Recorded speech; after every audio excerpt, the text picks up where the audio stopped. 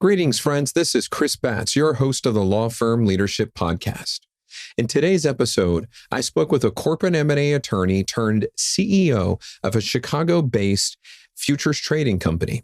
We discussed her legal career, her journey in-house, her advancement within the company to becoming CEO. She also shared how an executive that being genuine and vulnerable is in the best interest of the company, and how she discovered the power of empathy and so much more. If you haven't already, please subscribe to this podcast and leave a review on iTunes. We interview corporate defense, law firm leaders, partners, general counsel, legal consultants, and now CEOs. You are listening to episode 61 of the Law Firm Leadership Podcast. Broadcasting from Kansas City, this is the Law Firm Leadership Podcast. In each episode, you'll receive actionable ideas and hear personal leadership stories of both men and women serving as leaders and executives in the legal industry. Enjoy a front row seat as Chris Batts speaks with general counsel, legal consultants, and law firm leaders and law partners at the top corporate defense law firms from around the United States. Welcome to the Law Firm Leadership Podcast. I'm your host, Chris Batts with the Lion Group. Today, I have the pleasure of speaking with Nancy Stern, CEO and board member at Allston Holdings, LLC. Nancy joined Allston in 2013 as the company's first general counsel, then became chief operating officer before taking the role of CEO in 2020.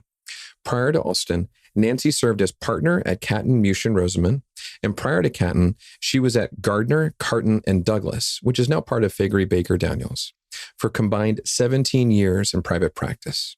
Nancy also serves on the board of directors for eXp Global in Ontario. She began her legal career as a law clerk for the Honorable Robert H. Cleland, U.S. District Judge in the Eastern District of Michigan. Nancy received both her bachelor's and her law degree from the University of Michigan. Welcome, Nancy, to the Law Firm Leadership Podcast. It's great to have you on the show. Thanks, Chris. It's good to be here. So, Nancy, I wanted to talk about this journey that you've been on where professionally you started out, I believe, as a lawyer. It might have been before that, but I know you made the leap to become a CEO. So I'd love for you to kind of start from the beginning for me. You had an undergrad in economics, and then you also got a law degree. Could you just share with my audience a little about this journey for you as becoming a lawyer, becoming a law clerk, going into a law firm world? Sure. Yeah. So I went right from my undergrad to law school in Ann Arbor at University of Michigan. And when I graduated from Michigan Law School, I took a job with a federal judge as a law clerk, which was a 2-year position. And that was an opportunity for me to improve my legal writing and research and understand better, not only the way that our federal courts work, but also that was really my first professional job, and all that goes with that. Working for a government office was educational. I moved to Chicago in 1996 and started working at Gardner, Carton, and Douglas, first as a litigation associate. And then after a couple of years, I moved over to the corporate department and started doing mergers and acquisitions and securities work. So I did that. I was at Gardner for 10 years. And then I moved over to Katten. And the way that came about is I had been on the other side of a deal from a Katten partner who, unbeknownst to me, was the head of lateral partner recruiting. And sometime, it was actually, I think, a couple of years after we closed the deal, he called up and said, "Would you like to come and work at Katten?" So I did. And I continued doing mergers and acquisitions and corporate governance work at Katten. And then I got a call when I was at Katten inviting me to be the general counsel of Allston. If I may just jump in. So when the lateral partner at Katten, hiring partner, did you have clients that followed you, or they just had a need for your talent and skills? So this was in September 2006. Okay. And they mostly had a need for my skills. I did have some clients that followed me, and then I continued to develop my own clients after that. But I think the real deciding factor there was that I had negotiated this deal on the other side of that lawyer. And he wanted somebody who could do that work at Katten. I think they had an abundance of deals at that time, more than they could handle. Yeah. Yeah. And your focus of corporate law. So I know you did litigation first. You jumped into corporate. Tell us a little bit about that decision. And then what were you doing with all these deals at both of those firms?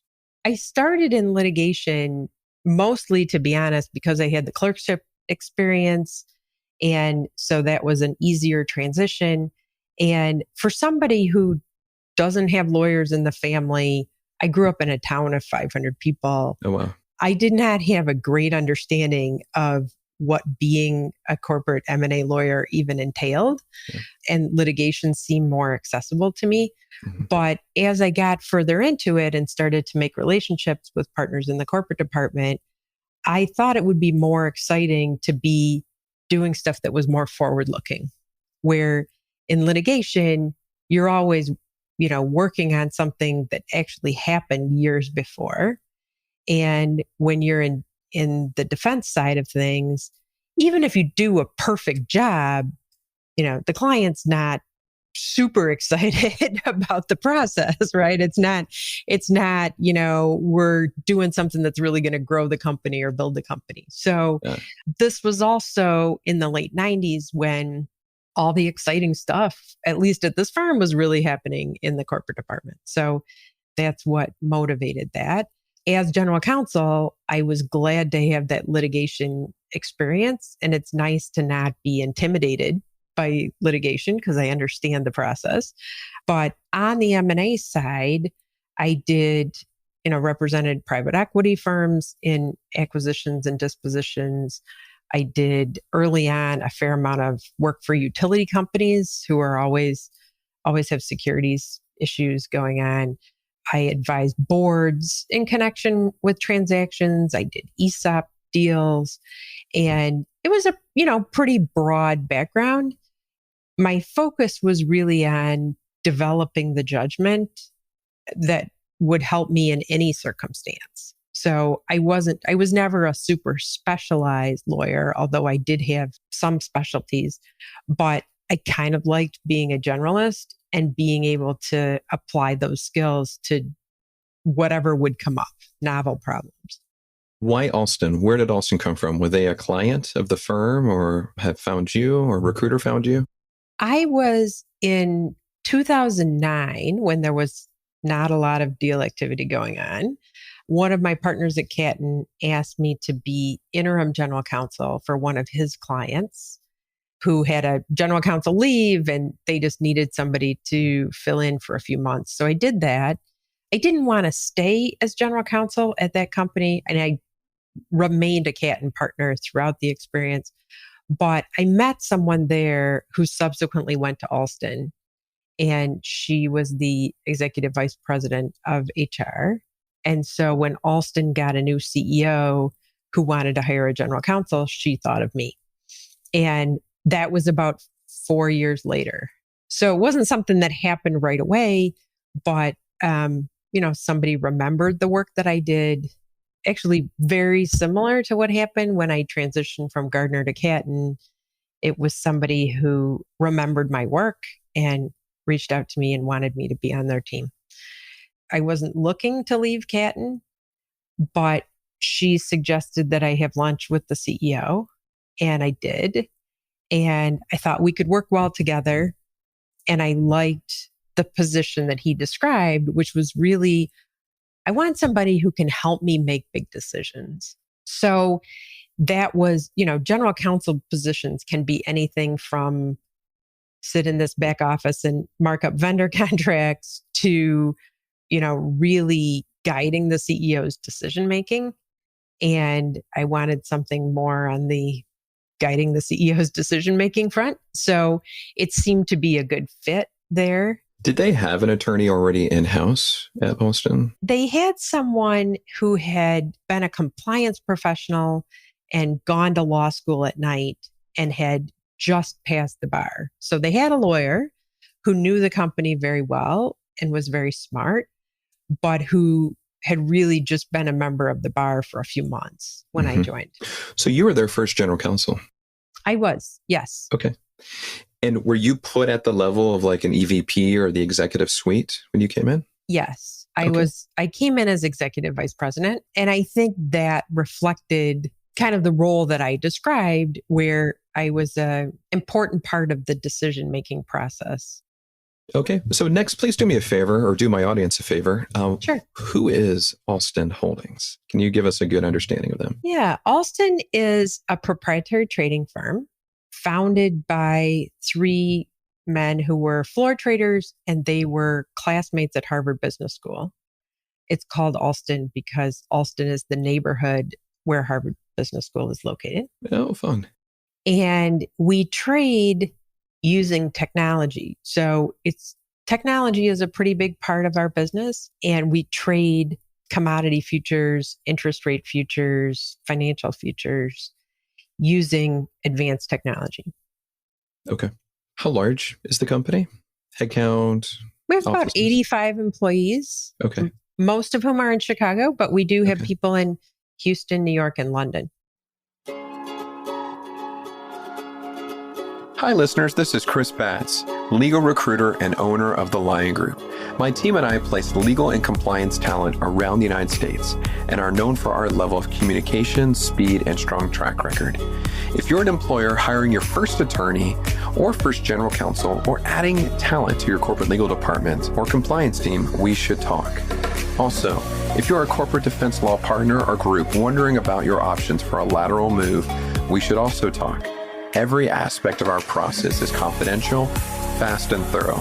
Contact us by going to our website, findthelions.com, or you can text the word headhunter to the number 44222, and then complete the web form and we'll follow up with you shortly. Now back to the show.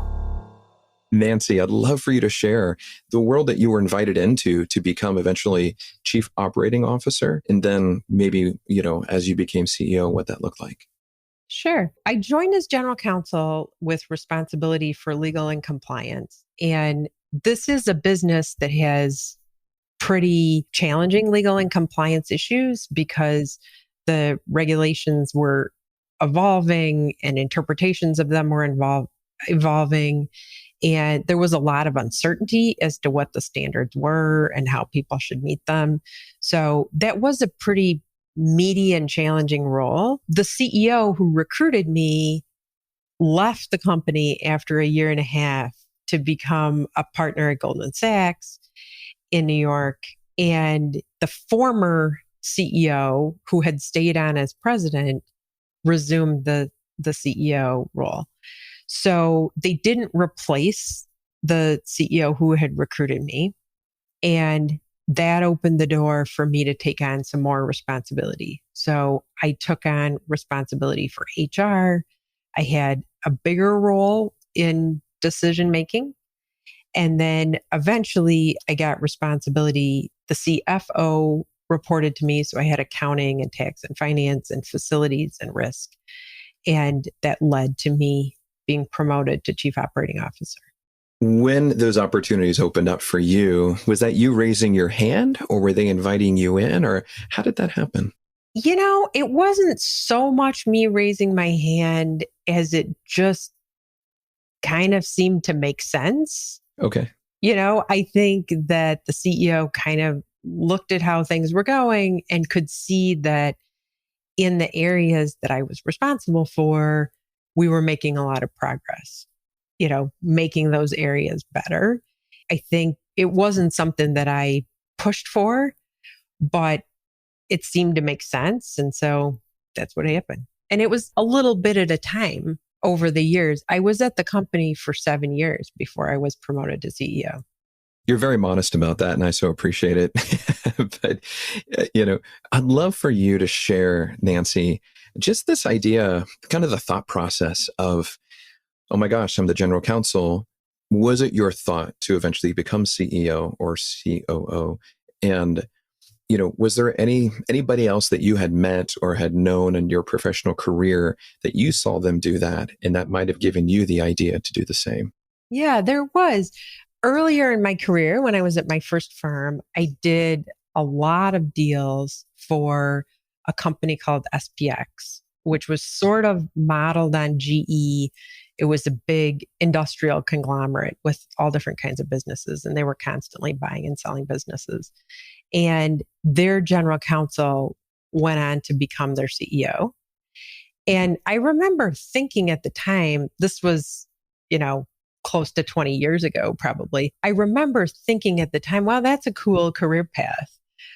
But I also knew that I wanted to stay in the city. A lot of the general counsel jobs were in the suburbs, and a lot of the general counsel jobs that were in the city, as I mentioned, were not necessarily something that would be a fit for me or a challenge for me as a law firm partner. I also knew that, when you've been a law firm partner for 15 years or so, sometimes recruiters think you might have a difficult time adjusting. That's not always the point where people make the switch from law firm to being in-house. I think most people do that earlier in their career. Earlier, yes. Yeah. And you hear about people who try to make that leap later on and just have a hard time adjusting. So it wasn't something that I was really, had a clear path to or was super dedicated to making happen, but it was something in my mind that, that would be cool.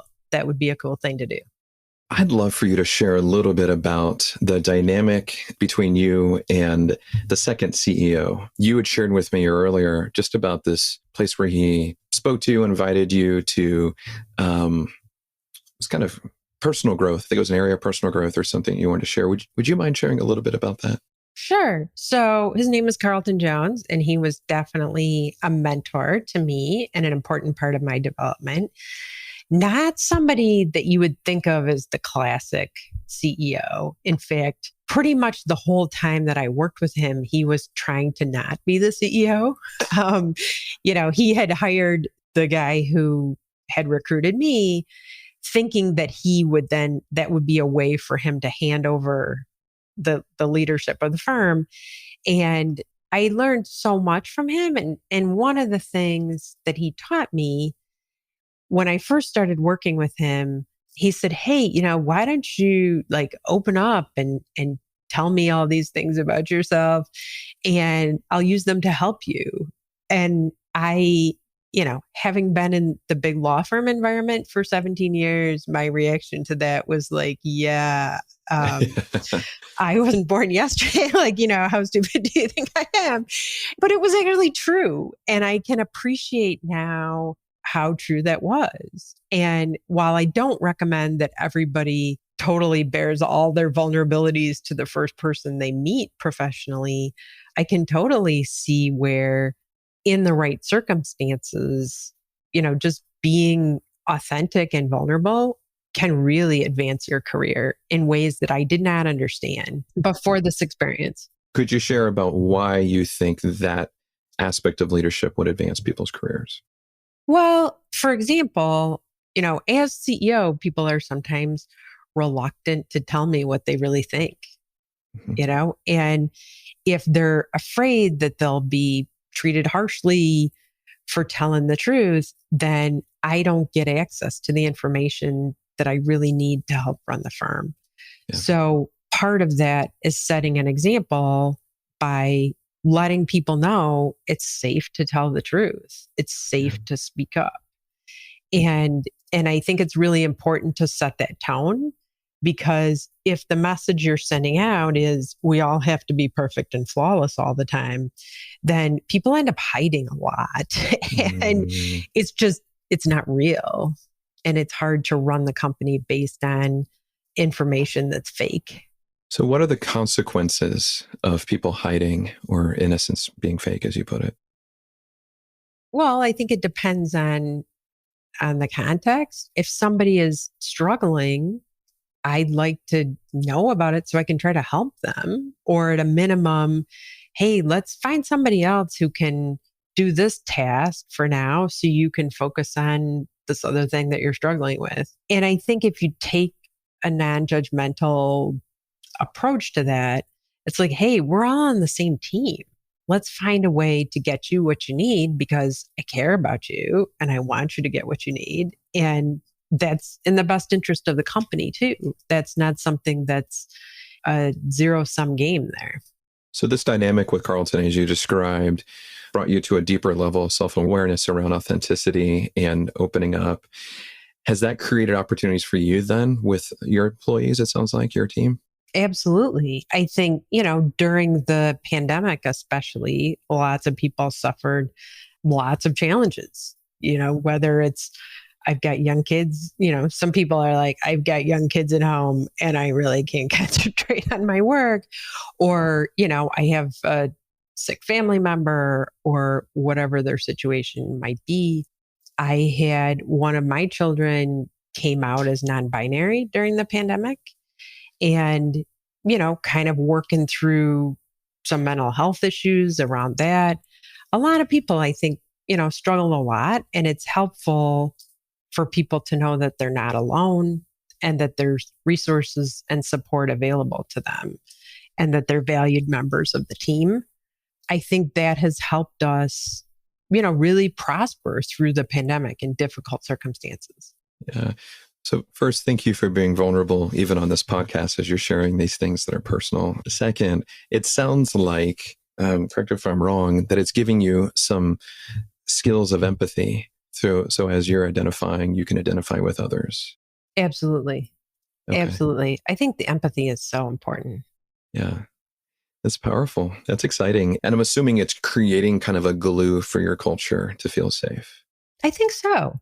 Yeah, I think so. And it's clear to me that it's not a case of that it's going to be either we're going to be successful and ruthless or we're going to be empathetic and, a failure. Not performing. Yeah. Right. I mean, they actually are. They kind of go together because I think most people, especially longer term, are going to perform better when they feel like they're safe and understood. So powerful. That's really neat. I appreciate you sharing that. One question I asked you before, and I'll just ask again, is what's been the most challenging aspect of being a CEO? And I'll tee you up a little bit that answer had to do with the board that you shared. Yeah, I think, we have the demographics of our firm most people are pretty young. We've got a lot of really big contributors in their 20s and 30s. And our board, like a lot of boards, is more seasoned and the culture's changed somewhat. So part of my role is being a translator from the board's orientation of, hey, we want to see profits every week. We want to make sure that we're looking at our revenue and looking at our costs every day, every week. And on the employee side, there are things that we're doing that don't necessarily immediately show up in the revenue or in the cost that can really shape the future. For example, technology is a big piece of it. Are we continuously upgrading our technology for the future?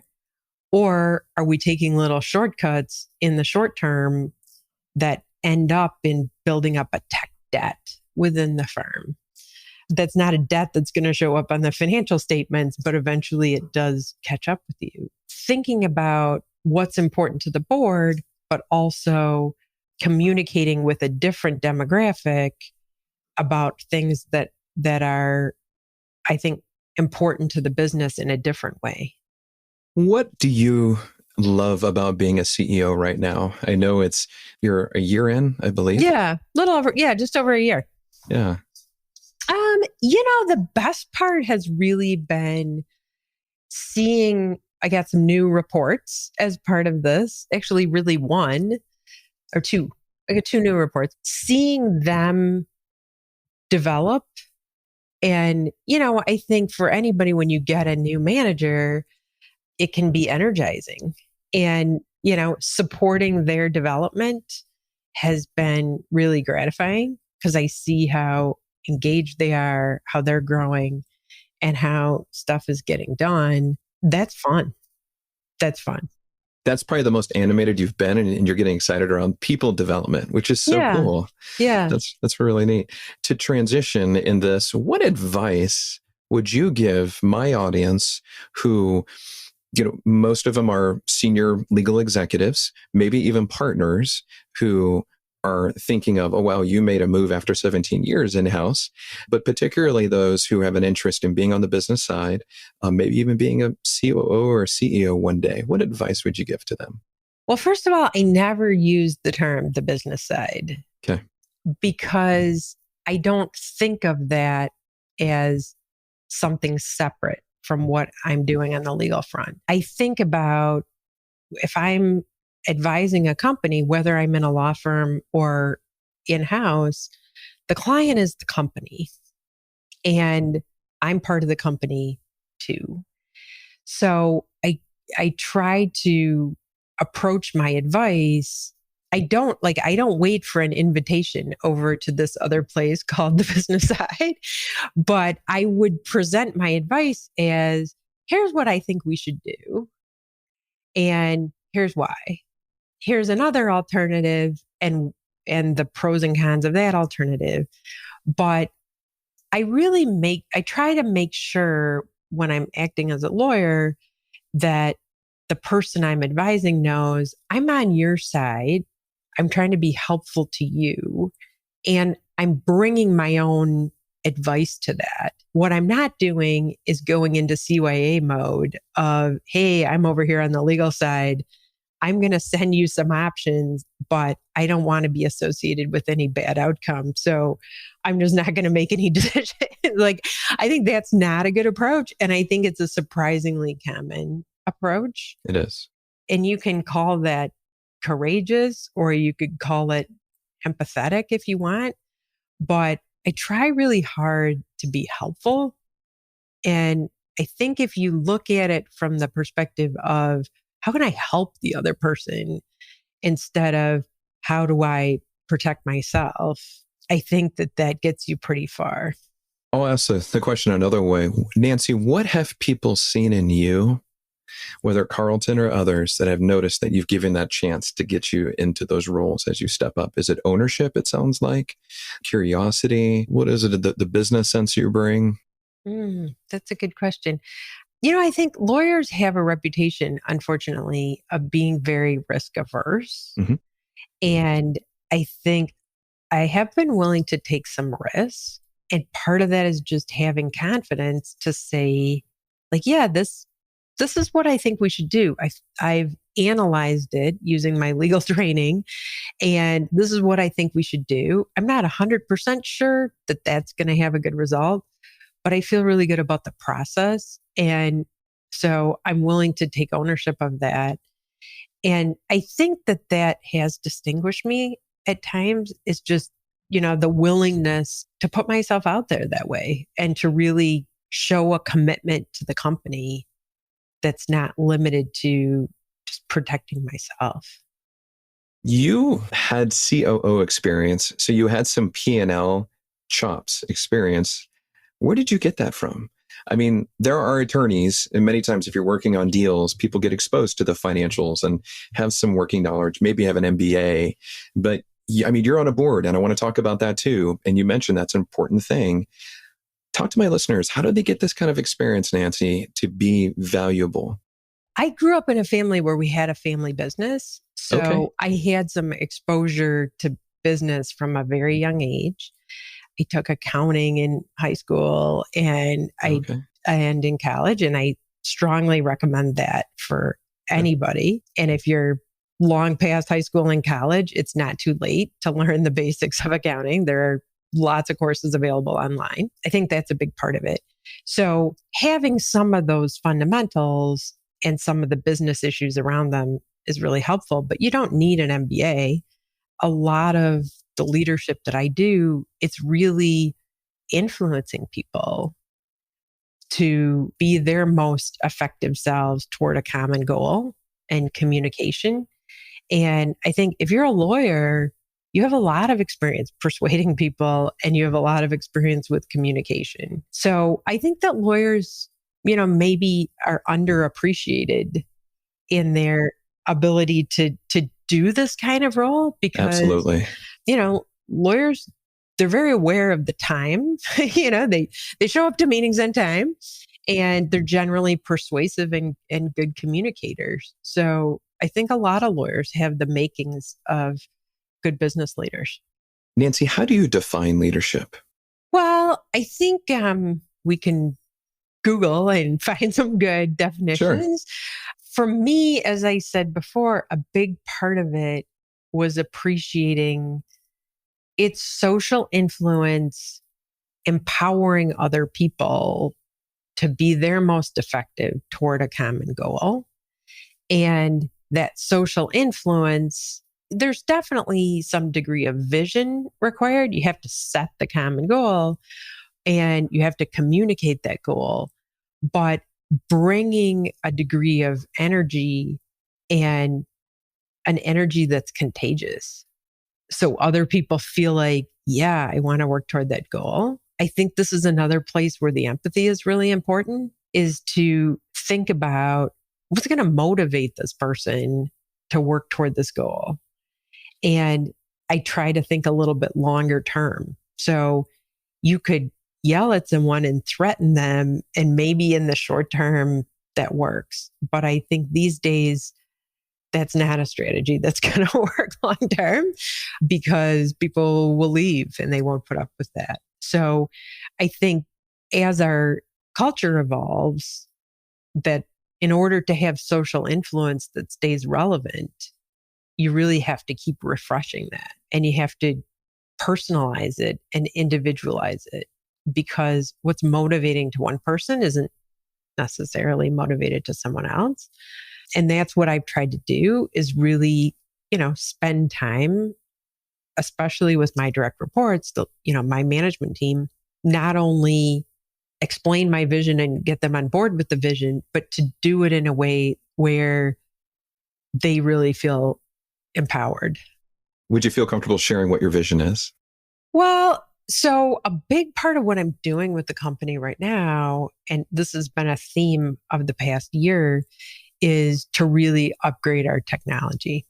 Okay. And having a really best-in-class tech offering is going to allow us to expand our revenue by being more flexible to bring in other products, other markets, other people with different approaches to trading. So that's been a big part of my focus so far. And also, we have some instances where we have siloed off. And so we have duplicative efforts going on, and trying to bring that together in a way that's going to be more cost effective and at the same time help us grow our revenue. Yeah. It sounds like fun. Sounds like fun. Yeah. It is fun. You inherit a certain situation, right? And I did have the advantage of being able to observe that. I just got responsibility for technology about a year ago. Okay. But I had 7 years to observe it. And lots of ideas. Lots of ideas. Yeah. Yeah. Yeah. So Nancy, you've been part of the board of directors for EXP Global for 5 years.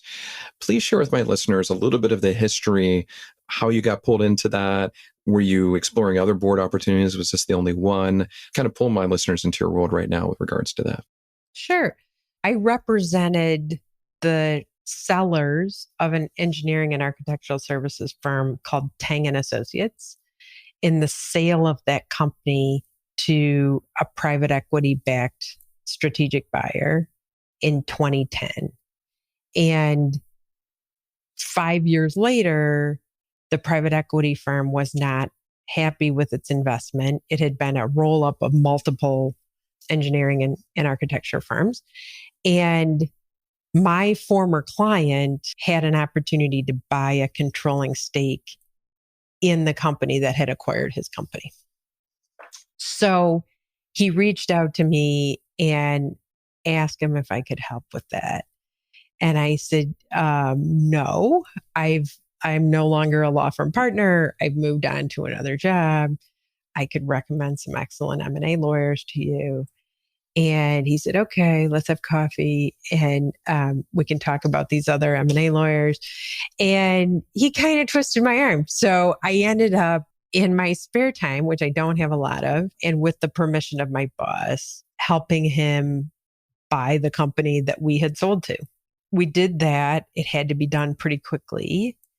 And it helped that I had the history of the company. So I did that. And then after we closed the deal, he asked if I would serve on the board. So I did that. And that has been a great opportunity to be, sort of on the other side of the table. I've been presenting to boards of directors for years and years as a law firm partner, as a general counsel, and to have a chance to be in the seat of a board member, listening to presentations from members of the management team really gave me an interesting perspective. And I've enjoyed that a lot. What advice would you give attorneys who are desiring to want to be on that side, be on the board of a company? I heard Melody Hobson of Ariel Capital Management answer that question recently. And while I'm no Melody Hobson, her advice actually lined up really well with my experience. And she got on her first public company board doing something very similar. She, took on a big project in her non-existent spare time and worked really hard and did a really good job. And that led to opportunities for her. So her advice was, it doesn't really help to go around, saying, hey, I want a board seat.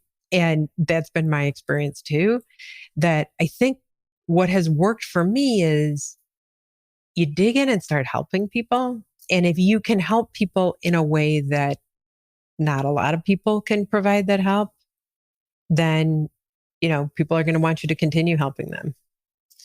So I guess my advice would be, rather than focusing on, hiring people to help you with a board bio and letting everybody in the world know that you're looking for a board seat, that wasn't what worked for me. And what worked for me was the skills. And it certainly helps to have a network and pay attention to that. But to just focus on, not so much what do I want, but how can I help? Love it. Thank you, Nancy. Let's pivot. So you're married and you're a mom, correct? Yes, I am. Would you share? So I learned from our conversation that you and your husband both have very significant leadership roles. Is that correct? That's true. Yeah. He's the president of his company. And we've been married almost 20 years. We have 3 kids who are 17, 15, and 12. That's awesome. Kids are back in school? They start September 8th. Okay. So a little bit further out. Okay. Yep. So you got to hold on and while they stay at home. Right. And I learned that you guys are going to the Swips Alps for skiing. Is that correct? I hope so. That's the plan, assuming that the COVID situation allows it. That is the plan. I'm really looking forward to that. Yeah. Last question. Nancy, what is the kindest thing anyone has ever done for you? Oh, wow. Wow. That's a tough question. I keep coming back to the empathy. I think maybe I'm going to answer a slightly different question. You're good. I think everybody likes to be seen. Yeah. And it's kind of a small thing, but it's also kind of everything. So that's something that I try to do for other people too. Nancy, thank you for your time today. It's been an honor and a pleasure. It's been fun. Thanks, Chris. Thank you, everyone who listened to this episode of the Law Firm Leadership Podcast. If you haven't already, please take a moment and subscribe. Also, we would love your feedback. You can leave feedback in 3 easy ways.